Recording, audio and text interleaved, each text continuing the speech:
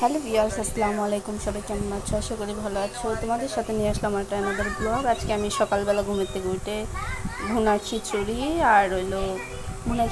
আর মুরগির মাংস দিয়ে ভুনা খিচুড়ি রান্না করছি, তাই তোমাদের সাথে শেয়ার করলাম। আমি ছোটোখাটো ব্লগার, আমি ভালো করে ব্লগ বানাতে পারি না। তোমরা যারা আমার ব্লগটা যেখান থেকে দেখছো প্লিজ সাবস্ক্রাইব করে দিবা।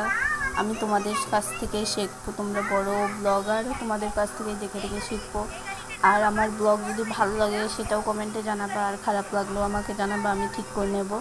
তো প্রথমে খিচুড়ি রান্না করার জন্য এখানে সয়াবিন তেল নিয়েছি, তারপরে হলুদ, মরিচের গুঁড়ো, ধনিয়া গুঁড়ো, পেঁয়াজ বাটা, গরম মশলা সব কিছু একসাথে দিয়ে ভালোভাবে মশলাটা কষিয়ে নেব। মশলাটা ভালোভাবে কষানো হয়ে গিয়েছে, দেখতেই পাচ্ছ তেল উঠে গিয়েছে। এর মধ্যে মাংসগুলো ভালো করে কষাতে হবে। মাংসগুলো কষিয়ে নেব। এই তো মাংসগুলো দিয়ে দিলাম। আমি নতুন ব্লগার, তাই সবাই আমাকে বেশি বেশি লাইক করো, সাপোর্ট করো প্লিজ। তোমাদের সাপোর্টে আমি এগিয়ে যাব। এই তো প্রথমে চিকেনগুলো রান্না করে নিয়েছি।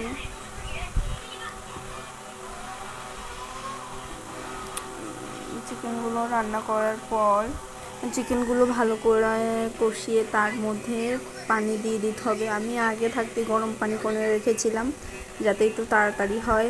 আর সকালবেলা গরম গরম ভুনা খিচুড়ি খেতে মজাই অন্যরকম। এই তো ওদিক দিয়ে মাংসটুক আমি কষাচ্ছি, আর এদিকে আমি চালগুলো ধুয়ে নেব। এই তো দেখতেই পাচ্ছ আমার মাংস কষানো প্রায় শেষের দিকে। আর চাল ধোয়া হয়ে গিয়েছে, এবার মাংস কষানো হয়ে গিয়েছে। লাল লাল করে মাংসগুলো কষানো হয়ে গিয়েছে। এর মধ্যে দিয়ে দেব চাল ডাল মেশানো সব চাল ঢেলে দেব। এই তো ঢেলে দিয়েছি। এরপরে ভালোভাবে নেড়ে চেড়ে এর মধ্যে পানি দিয়ে দেব। এই তো পানি দেওয়া হয়ে গিয়েছে। এবার চাল ডালটা ফুটলে ভালো করে ফুটতে থাকবে, তারপরে চুলার জালে আস্তে কমিয়ে দেব।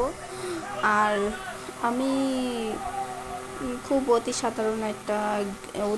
সাধারণ ঘরের মেয়ে।